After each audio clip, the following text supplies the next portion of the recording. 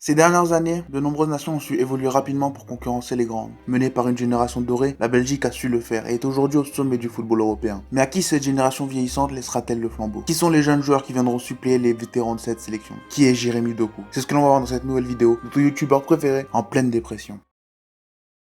Né le 27 mai 2002 dans la province d'Anvers, Jérémy commencera le foot dans un club de sa ville à Beerschot. C'est comme ça que ça se dit, je suis désolé, je sais pas, c'est la Belgique voilà. Avant de rejoindre à 10 ans Anderlecht. Très rapidement, son talent est reconnu. En 2018, entre deux humiliations d'adversaires, ses prestations impressionnantes et son étonnante précocité font que quelques grands clubs s'intéressent à lui, dont Liverpool, qui sortira le grand jeu, c'est déjà rare. Et le complexe d'entraînement de Liverpool auront su charmer ses parents. Doku, lui, écoutera son aîné et signera à 15 ans son premier contrat professionnel avec Anderlecht. Le réel intérêt que Steven et Liverpool lui portent ne disparaîtra pas, mais lui souhaite rapidement profiter du monde professionnel. Le Sporting le lancera donc progressivement. Après une saison de découverte, alternant l'équipe jeune, l'équipe A et les différentes sélections chez les jeunes, son temps de jeu évoluera rapidement, connaissant ses premières titularisations, ses premières actions décisives et ses premiers moments difficiles. Sous Vincent Kompany, le jeu de Doku évoluera grandement, au point d'atteindre la sélection belge. Si le Covid a mis fin au championnat belge, la croissance de Doku continuera, réalisant un début de saison exceptionnel. Ses stats en sont une indication, puisqu'il aura réussi à égaler ses stats de l'an dernier en à peine 7 matchs. 7 matchs qui convaincront Rennes de poser 26 millions sur la table, devenant la plus grosse vente d'Anderlecht ainsi que la plus grosse dépense de Rennes.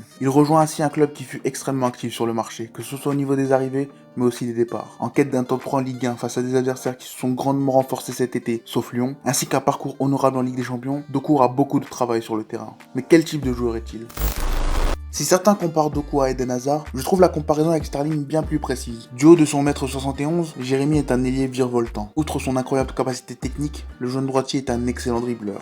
Utilisant sa vitesse, sa petite taille, son centre de gravité bas, il est plus que difficile à arrêter. Plus encore, il est capable de se tirer de situations extrêmement difficiles. Son jeu dans les petits espaces est excellent. Et lorsqu'il combine toutes ses qualités, il est capable de certains moments de génie, le rendant absolument inarrêtable. Et expliquant pourquoi Doku semble surperformer. Ses capacités sans ballon sont excellentes. Sa compréhension du jeu et sa vitesse en font un super contre-attaquant. Et son utilisation des espaces libres est précieuse pour son équipe. Mais son intelligence de jeu n'est pas seulement visible sans ballon. Avec, Doku est tout aussi dangereux. En plus d'être un joueur très technique, Doku possède une vision et un positionnement intéressant. En descendant plus bas sur le terrain, Doku attire la défense et peut lancer un coéquipier qui aura profité de l'espace. Si la passe est impossible, il peut alors se lancer dans une course, qui terminera par une passe ou un centre. Kompany souhaitant avoir des ailiers très excentrés, Jérémy a donc dû progresser dans ses centres, devenant une arme supplémentaire dans son arsenal. Vision, technique, intelligence de jeu, vitesse, Doku est un excellent ailier. Mais à 18 ans, son jeu n'est pas encore parfait. Sa finition est en amélioration, mais il doit encore beaucoup travailler. Ses centres peuvent encore être améliorés, tout comme sa contribution défensive. S'il a tendance à ne pas participer aux tâches défensives, lorsqu'il le fait, il semble être plus qu'intéressant. Et évidemment, les duels aériens. Voilà qui est Doku. Mais un point reste à éclaircir. Sa position. Capable de jouer sur les deux ailes, à Anderlecht, il a principalement joué ailier gauche, lui permettant d'entrer dans la surface sur son pied droit, mais le forçant à centrer son pied faible. Doku semble à l'inverse préférer jouer sur le côté droit. Ses centres sont plus précis, mais il devient moins décisif sur le papier. Il est un excellent ailier de percussion, ainsi qu'un joueur capable de créer énormément d'occasions. Un diamant brut que Julien Stéphan devra polir, et qui pourrait être la future tête d'affiche du projet rennais, mais aussi celui de sa sélection.